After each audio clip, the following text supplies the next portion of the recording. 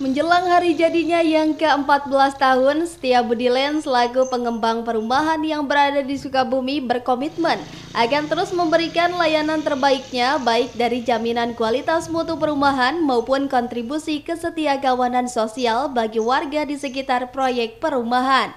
Dikatakan Iwan Risdianto, selaku Direktur Marketing PT Setia Budi Land, bentuk komitmen layanan terbaik yang diberikan saat ini adalah tidak hanya kepada konsumen saja, namun warga sekitar juga merasakan manfaatnya pembangunan proyek perumahan seperti gencar melakukan program Corporate Social Responsibility atau CSR. Seperti Jumat Berkah bagi-bagi beras, merenovasi masjid di Bukit Pinus, Banjaran, Bandung. Program CSR lain yang digulirkan seperti musim kemarau, musim panjang seperti saat ini. Pihaknya juga berencana membangun sumur artesis di kawasan perumahan Bukit Cibadak Asri di Sukabumi.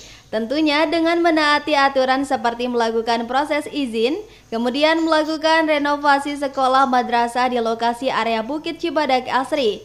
Selain itu, menurutnya pada setiap proyek pembangunan Setia Budi Land yang berlangsung juga dilibatkan sumber daya manusia lokal untuk diikutsertakan dalam proses pembangunan perumahan, serta pemberian bantuan CSR bagi masyarakat di sekitaran lokasi proyek berlangsung.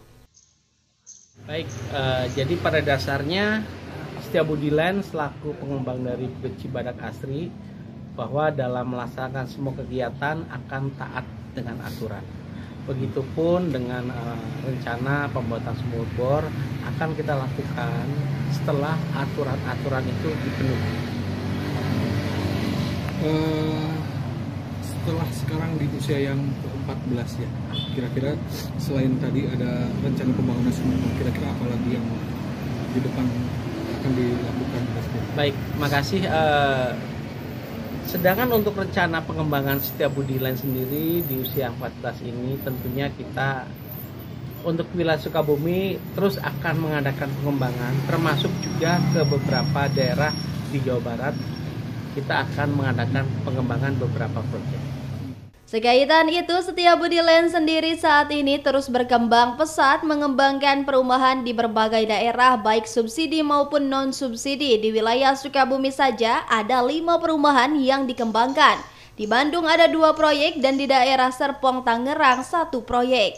Dari kota Sukabumi, Sofwan Julpikar dan tim liputan MGS TV melaporkan.